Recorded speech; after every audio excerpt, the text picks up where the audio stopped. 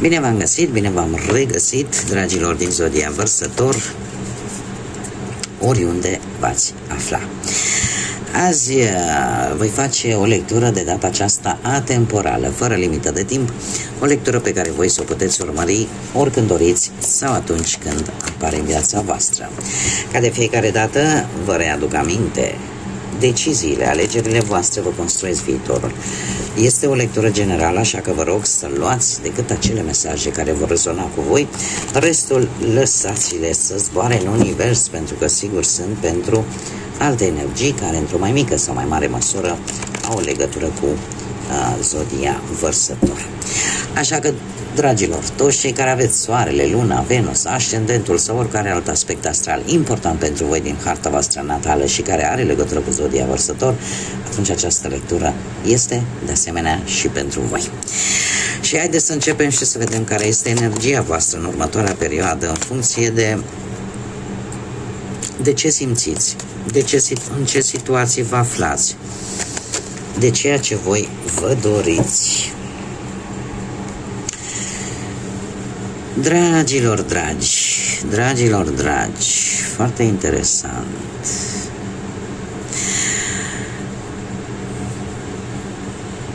Voi sunteți nelămuriți cu ceva anume, cu o situație anume. E ca și cum mai zice că sunteți într-o perioadă în care vă reevaluați care sunt prioritățile voastre de fapt. Cred că sunteți într-o perioadă în care partea materială parcă nu mai e atât de importantă.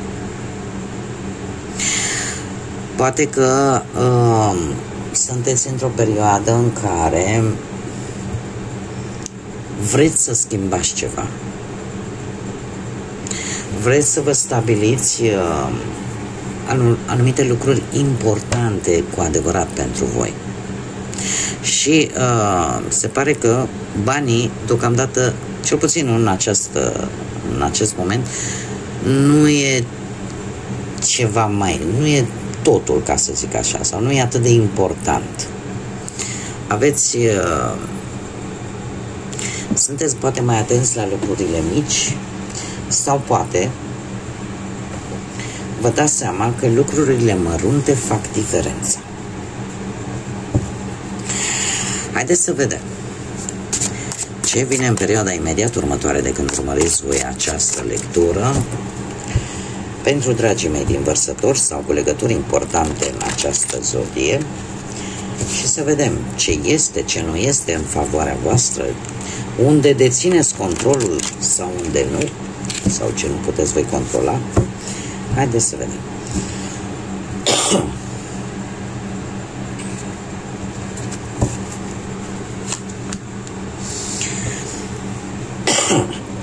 Da, se pare că vă confruntați, sunteți într-o situație de conflict cu voi înși vă posibil, de câte văd eu aici, în care încercați cumva să vă dați seama, așa cum bine am văzut, ce este important și ce nu în viața voastră. Cum de asemenea e posibil să vă aflați și într-o situație la propriu de conflict cu anumite persoane care poate sunt din familie sau cu anumite persoane unde locuiți sub același acoperiș sau pur și simplu sunteți într-o perioadă de schimbare după un conflict, da? În care fiecare credea că are dreptatea sa și poate chiar o are, dar fiecare o ținea pe a lui. Poate că o neînțelegere, o anumită discuție în care a trebuit poate să îți păstrezi calmul. De ce? Pentru că ți-ai dat seama că gândirea este diferită. Voi gândiți diferit, ceilalți gândesc diferit. Poate la locul de muncă tot ai încercat să-ți faci treaba bine, chiar dacă au fost persoane care nu prea au avut un comportament atât de curat, atât de frumos cu voi. Și poate chiar au făcut tot felul de jocuri murdare fără să știți voi. Sau poate că sunteți cu banii la limită, da? Și nu reușiți voi să vă plătiți toate dările și atunci tocmai de aceea încercați să minimalizați, da? Să îi drămuiți puțin câte puțin în așa fel încât să luați de fapt ceea ce este mai important, să cheltuiți pe ceea ce este mai important. Da, eu vă dau acum tot felul de aspecte ale vieții care poate reprezenta această carte. Nu știu dacă în viața de relație există anumite tensiuni, conflicte. E posibil să fie cauzate de altcineva și nu neapărat de voi înșivă, de voi sau de perechea voastră. Așa că la fel, ați încercat să vă păstrați într-un fel sau altul calmul. De asemenea,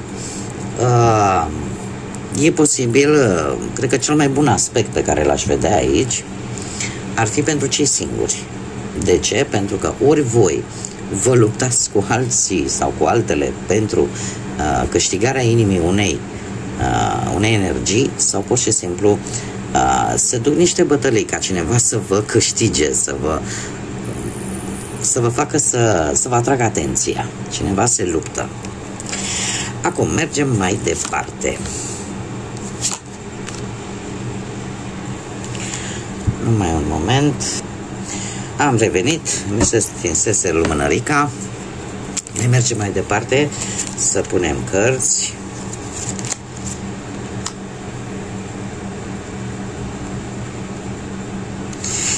Bun. Ce nu prea este în favoarea voastră, dragilor, în această perioadă? Un cavaler de cupe. Zodii de apă, Rac pe Scorpion, cineva care posibil să vină cu o ofertă către voi, atât pe plan sentimental în primul și în primul rând, cât și pe oricare alt plan, fie el profesional sau chiar și bănesc, financiar. Cineva care, dacă vorbim de planul ăsta sentimental, este practic îndrăgostit, dar nu știu cât este și de serios această ofertă. Pentru că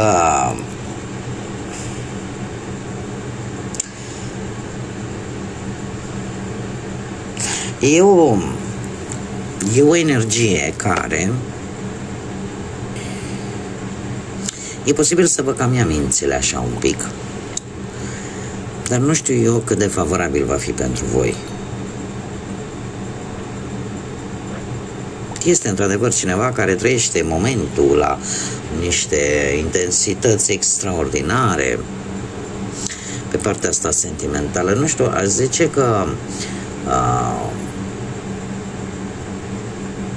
cumva promite mult, dar e posibil să facă puțin și să vă creeze niște așteptări care nu știu cât de pozitive vor fi pentru voi. Acum, ce nu prea mai este favorabil pentru voi? Un proiect care dă semne că ori merge foarte încet pe planul ăsta al muncii, ori pur și simplu se tărăgânează și nu este în avantajul vostru. Pentru că puteți pierde alte oferte mult mai avantajoase așteptând decât dintr-un singur loc. Și asta poate juca un rol negativ pentru voi.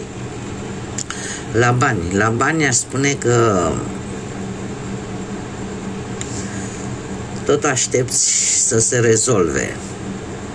Orică ai vreo promisiune, stai că se rezolvă mâine, hai că o rezolvăm poi mâine, și asta nu e tocmai ok pentru voi. Nu e tocmai favorabil, da? Să tot răgăneze așa. Cum de asemenea aș spune că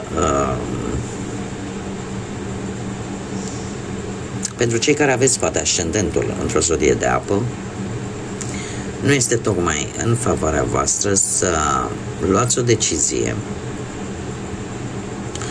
decât folosindu-vă de intuiție, voi având soarele în, cum să spun eu,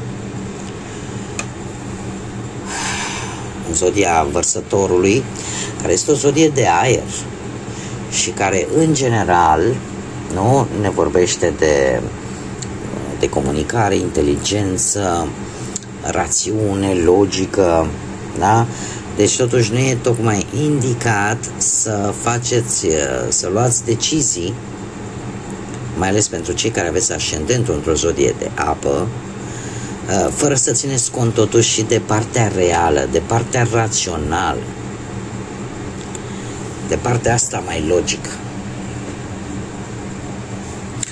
Acum, ce este în favoarea voastră? Foarte interesant. Avem un Zodia Capricorn, avem un arcan major, avem diavolul. Ce este în favoarea voastră? O situație legată de bani. În primul și în primul rând. Există o situație, o ofertă foarte bună de a face bani în perioada imediat următoare. Ceva care e în favoarea voastră. De asemenea, ce ar mai fi de spus? Faptul că sunteți mult mai atractivi. Emanați așa, o chimie care face ca ceilalți să-și întoarcă ochii după voi, mai ales pentru cei care sunt singuri. Și asta, desigur, e e în favoarea voastră. De asemenea, o legătură,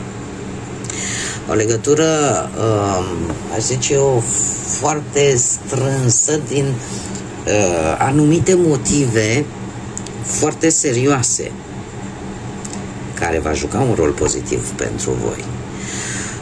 Conexiunea, înțelegerea, semnarea, poate de contracte, de afaceri, de ce nu. O înțelegere atât verbală cât și scrisă va fi în beneficiul vostru, dacă vorbim de partea profesională. Adică nu tot ceea ce apare aici este negativ. Cărțile de tarot, dacă mă întreabă cineva, din punctul meu de vedere, dacă le luăm la analizat, nu e niciuna negativă. Depinde de poziția pe care ele apar. Acum, ce puteți voi ține sub control în această perioadă? Și avem un nou de bâte. Păi ce puteți să țineți sub control?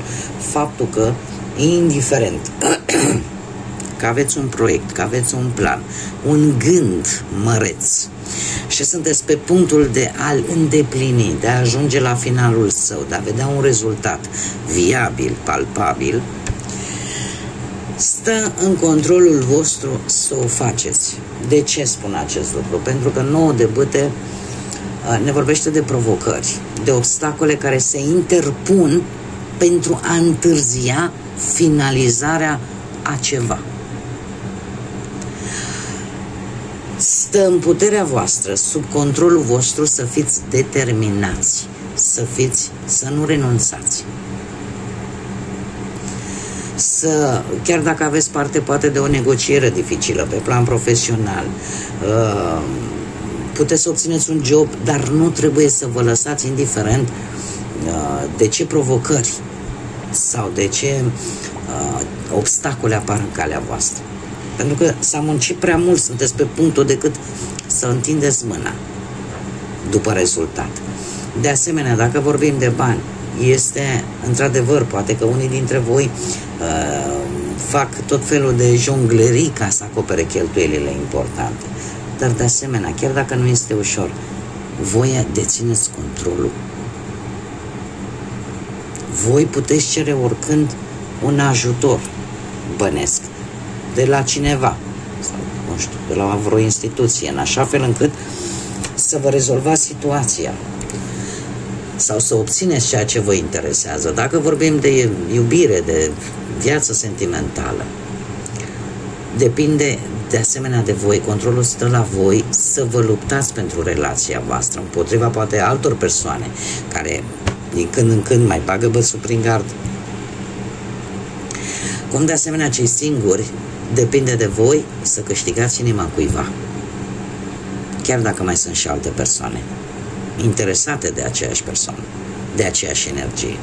Adică depinde foarte mult de voi, pentru că stă în puterea voastră să o faceți. Voi dețineți controlul. Mai ales în situațiile care durează de ceva vreme și pentru care voi ați muncit, ați depus un efort și sunteți pe punctul de a le finaliza. Ce nu depinde de voi, păi nu depinde de voi, poate cineva din Taur, sau nu depinde de voi faptul că e posibil să atrageți mai mult să aveți un soi de magnetism, sau să vă vină brusc dintr-o dată să vă schimbați lucrul, să arătați total diferit față de cum arătați până acum, nu știu. Și asta fără să vă dați seama. Vreau să-mi schimb părul, schimb în altă culoare, sau vreau să-mi schimb vestimentația, sau vreau să-mi schimb felul în care mă încalț, mă îmbrac, mă port, chestiuni de genul ăsta. Cumva se pare că nu țin neapărat de voi, pur și simplu vă vine să faceți această schimbare și o veți face. Cum de asemenea mai pot spune de, și aici probabil că doamnele vor trebui să aibă un pic mai mult grijă, dar nu neapărat doamnele, eu cred că și domnii, unde voi nu dețineți controlul în venirea pe lumea unui copil. Sau, asta desigur nu pentru chiar toată lumea, pentru cine se regăsește cu acest mesaj,